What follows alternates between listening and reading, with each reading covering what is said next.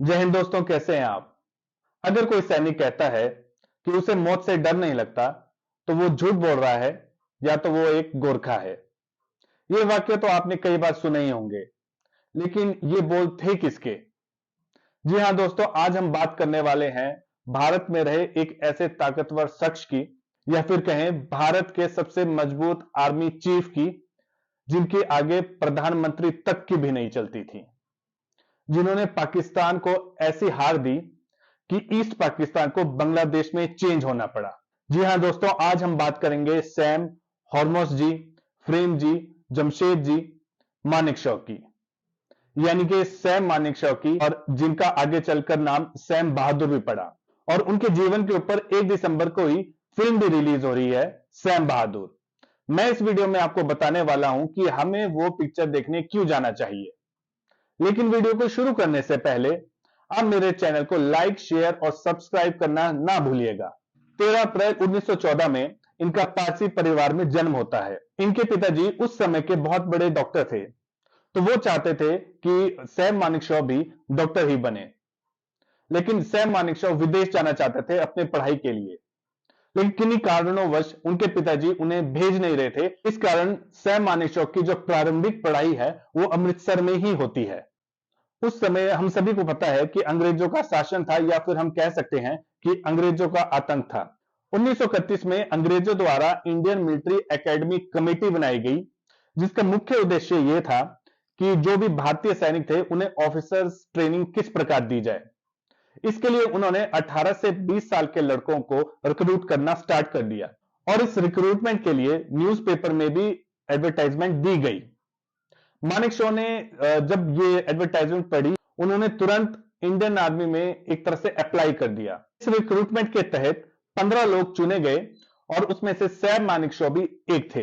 देखिए, उस समय जब ये पेपर कंडक्ट किया गया था, तब आज का जो पाकिस्तान है और जो बर्मा है वो भारत में ही था। और उस समय अब के पाकिस्तान और बर्मा के जो लड़के थे वो भी रिक्रूटमेंट के लिए आए, और आगे चलकर अपने अपने देश के कमांडर भी बने। रूल के मुताबिक जितने भी इंडियन ऑफिसर्स थे उन्हें सबसे पहले ब्रिटिशर्स यूनिट के साथ अपनी सेवाएं देनी पड़ेंगी, उनके साथ काम करना पड़ेगा। इसलिए सैम मानेकशॉ की भी जो पहली रिक्रूटमेंट थी वो रॉयल स्कॉट सेकंड बटालियन में हुई, जो लाहौर में थी। 1939 आता है और सेकंड वर्ल्ड वॉर शुरू हो जाता है। और हम सभी को पता है, सेकंड वर्ल्ड वॉर में एक तरफ थी अलाइड पावर्स जो थी रशिया, यूके, यूएसए, और दूसरी तरफ थी एक्सिस पावर जो थी जर्मनी, इटली और जापान। और 1942 में जो जापानीज आर्मी थी वो भारत का जो ईस्टर्न पार्ट है बर्मा, वहां पे हमला कर देती है, क्योंकि इन्हें ब्रिटिशर्स को हटा के वहां पे अपना शासन स्थापित करना था। और इसी साल सितांग रिवर का कैंपेन होता है, जिसमें पगोड़ा हिल्स की लड़ाई होती है, और सैम मानेकशॉ इसमें हिस्सा लेते हैं।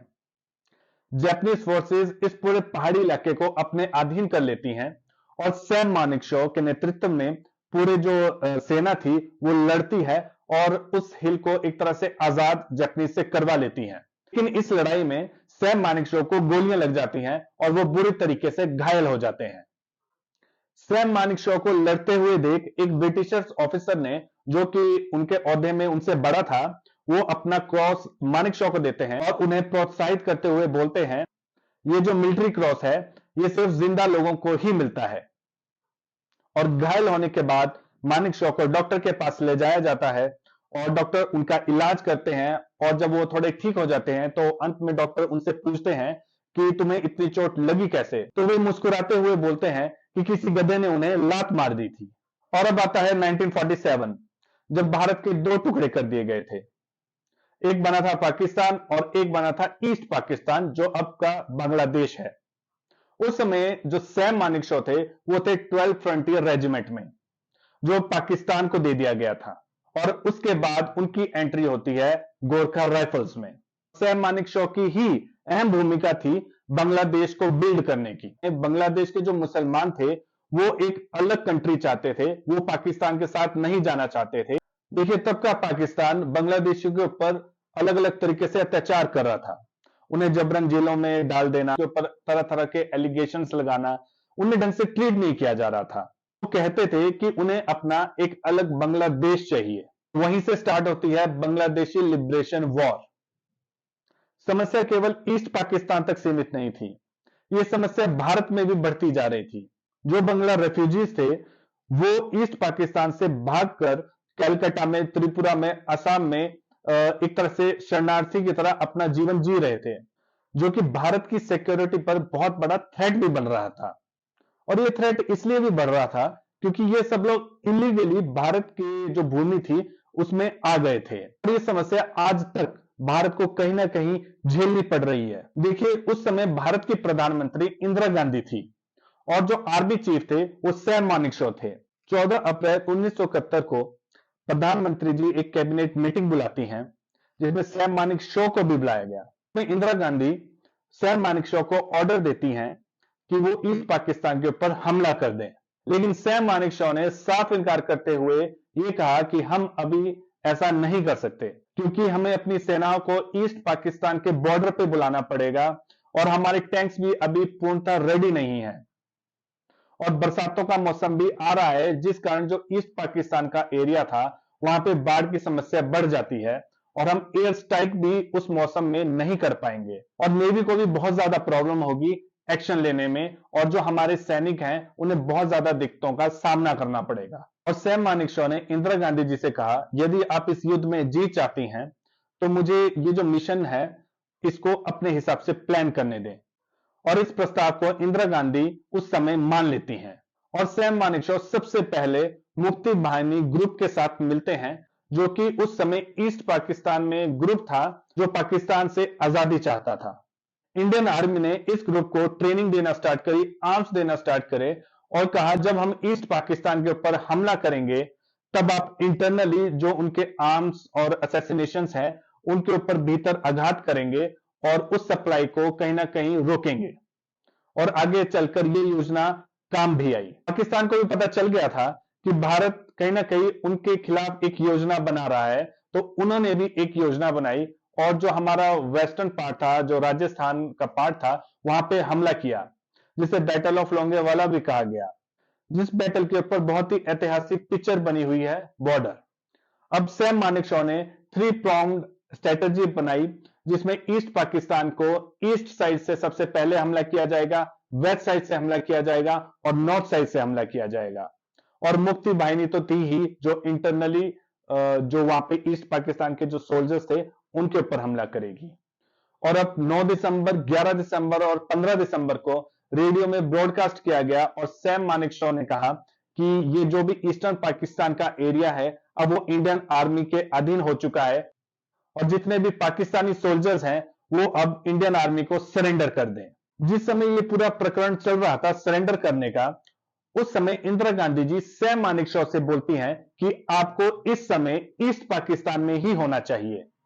लेकिन सैम मानेकशॉ उन्हें जवाब देते हैं कि मेरे वहां पे रहने से ज्यादा जो लेफ्टिनेंट जनरल थे उस समय के रणजीत सिंह अरोड़ा और उनका मौजूद होना वहां पे ज्यादा जरूरी है, क्योंकि ये पूरा मिशन उन्हीं के अधीन ऑपरेट किया गया था।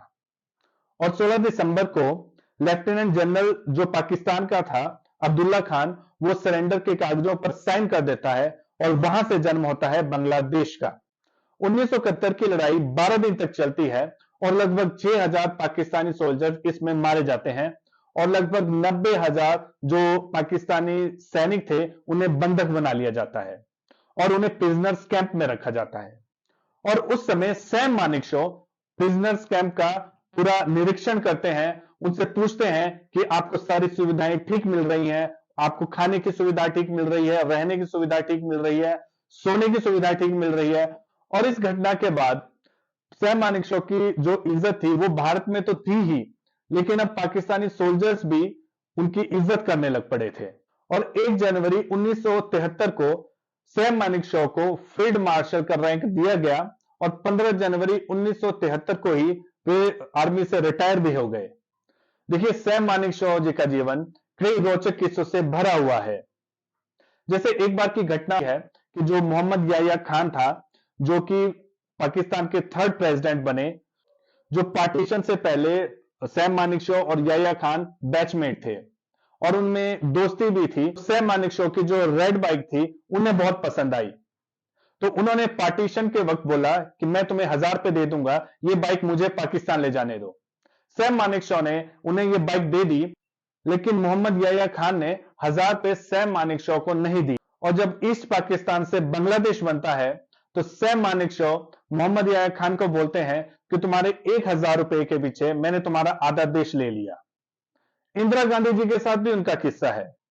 इंदिरा गांधी जी के मिनिस्टर्स को डर लगने लग पड़ा था कि जो सैम मानेकशॉ है वो तख्ता पलट ना कर दें, क्योंकि पाकिस्तान में ऐसा होता रहता था। तो उन्हें डर था कि हमारा पड़ोसी मुल्क है और पड़ोसी देश है, तो यहां पे भी इस प्रकार के जो घटनाएं हैं वो ना हो जाए। तो इंदिरा गांधी जी सैम मानेकशॉ को मीटिंग में बुलाती हैं, पर्सनली मीटिंग में बुलाती हैं और पूछती हैं क्या आप तख्ता पलट करना चाहते हैं। तो सैम मानेकशॉ इंदिरा गांधी जी को जवाब देते हैं मैं तख्ता पलट कर तो सकता हूं लेकिन करूंगा नहीं। और इस दौरान सैम मानेकशॉ बहुत ही व्यंग्यात्मक तरीके से इंदिरा गांधी जी को जवाब देते हैं कि आपकी नाक भी बहुत लंबी है और मेरी नाक भी बहुत लंबी है, तो हम दोनों के लिए ये बहुत अच्छा होगा कि हम दोनों एक दूसरे के काम में नाक ना लड़ाएं। 27 जून 2018 में उनका निधन होता है तमिलनाडु के वेलिंगटन में, और वो एक एरा की समाप्ति होती है। वे पहले ऑफिसर थे जिन्हें 5 स्टार फील्ड मार्शल की रैंक दी गई थी। सैम मानेकशॉ ने अपने जीवन में 5 लड़ाइयां लड़ी थी। World war 2, India Pakistan partition war, India Sino war, India Pakistan war और इंडिया ईस्ट पाकिस्तान वॉर। और इन्हें इनकी बहादुरी के लिए मिलिट्री क्रॉस दिया गया था, इन्हें पद्म विभूषण दिया गया है, इन्हें गैलेंट्री अवार्ड दिया गया है, इन्हें लॉन्ग सर्विस मेडल दिया गया है और इन्हें वॉर मेडल भी दिया गया है। यानी कि हम कह सकते हैं ये जितने भी अवार्ड्स थे ये सैम मानेकशॉ के लिए बने थे। तो कैसी लगी आज की वीडियो, मुझे कमेंट सेक्शन में जाके जरूर बताइएगा। और हां, मुझे यह भी बताइएगा कि अब आगे की वीडियो आप किस टॉपिक में चाहते हैं। तब तक के लिए जय हिंद, जय भारत।